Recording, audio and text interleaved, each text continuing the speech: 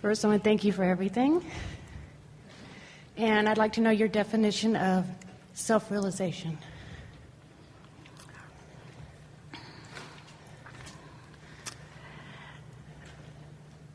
There are a number of things that we want to put into this definition, but we're going to give you the first and most important one first. Self-realization is vibrational awareness of source energy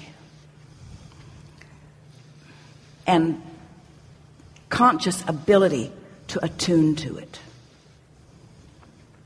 So it requires understanding that it's a vibrational universe, understanding that the higher frequencies feel really good because it's resistance that makes them feel uncomfortable, and an effective utilization of my personal emotional guidance system in order to consistently tune to the higher frequencies. Self-realization is realizing that I'm more than this physical body, that there's a larger part of me who is aware of me, who realizes me. Self-realization has to be about realizing that Source realizes me and tuning to that realization. Because Source always loves me even when I think I'm bad. And if I think I'm bad, that's not self-realization. That's a distortion. That's a flawed premise. Source loves others always. And if I'm finding some reason not to, then that's not self-realization. That's self-deprivation. Yeah. Good conversation. We like it. Thank you. Something else? Any tips on if you're back and forth with something? If you're back and forth with something, then your vibration is scattered enough that you're not receiving the consistent momentum from the vortex. Now, let's talk about this just for a minute, because you know when you're in that situation where should I or shouldn't I could do this or I could do that, don't know what to do, what are the best choices for me to make?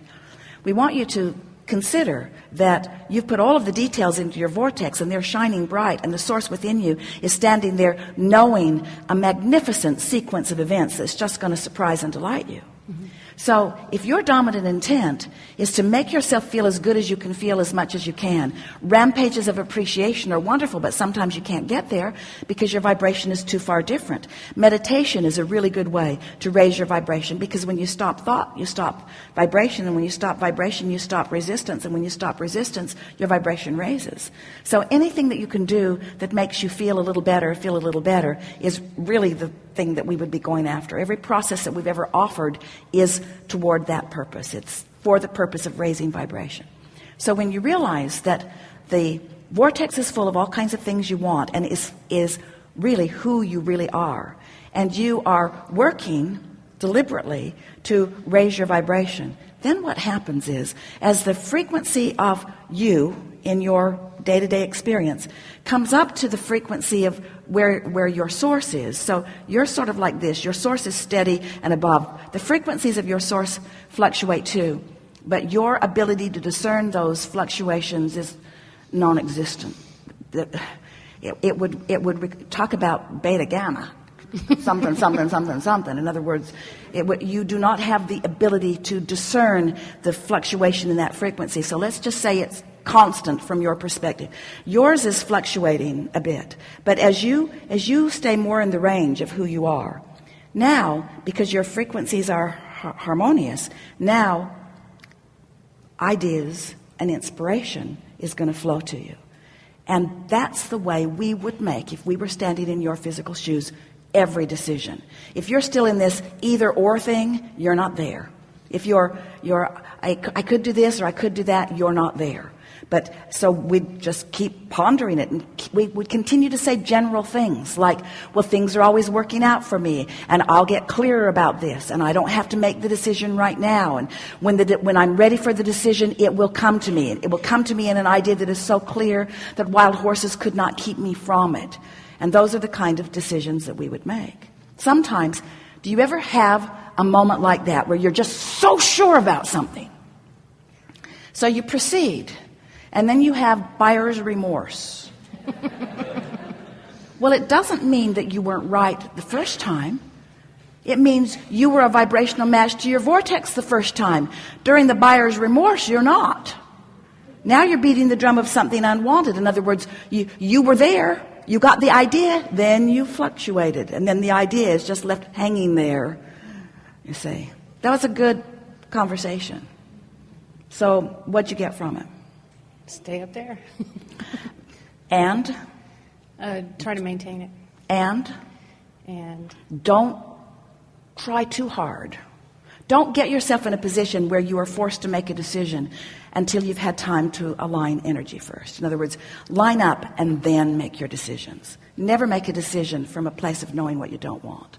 Because when you make a decision from a place of knowing what you don't want, guess what momentum's working for you? More of what you don't want's going to come. More of what you don't want's going to come. More of what you don't want's going to come. More of what you don't want's going to come. Yeah. right. Thank you. Yeah.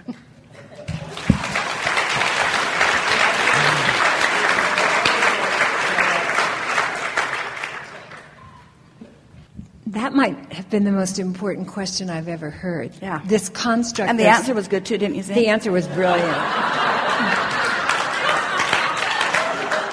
So can we milk that a little bit, because it's really a big deal? Yeah, take it from where it sits with you. So when she asked about self-realization, I got this sense of becoming conscious of our centeredness in Source. And this idea Conscious of self. Jerry was always putting on the spines of the books, self-help from total self. Right.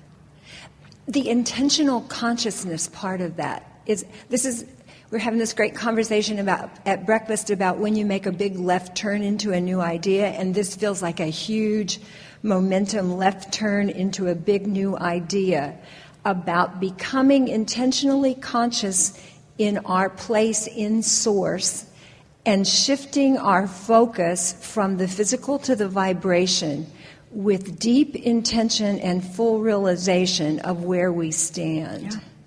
We're glad it feels like a new dramatic left turn. That's what we've been saying to you from the moment we opened Esther's mouth. Well, it took a while for us to catch up with it. Well, we're glad that you're hearing it in this more powerful way. And we think that the steps that it required, these are the steps that it takes to come to that self-realization. We're just going to speak them for you here, and then we're going to go beyond with you.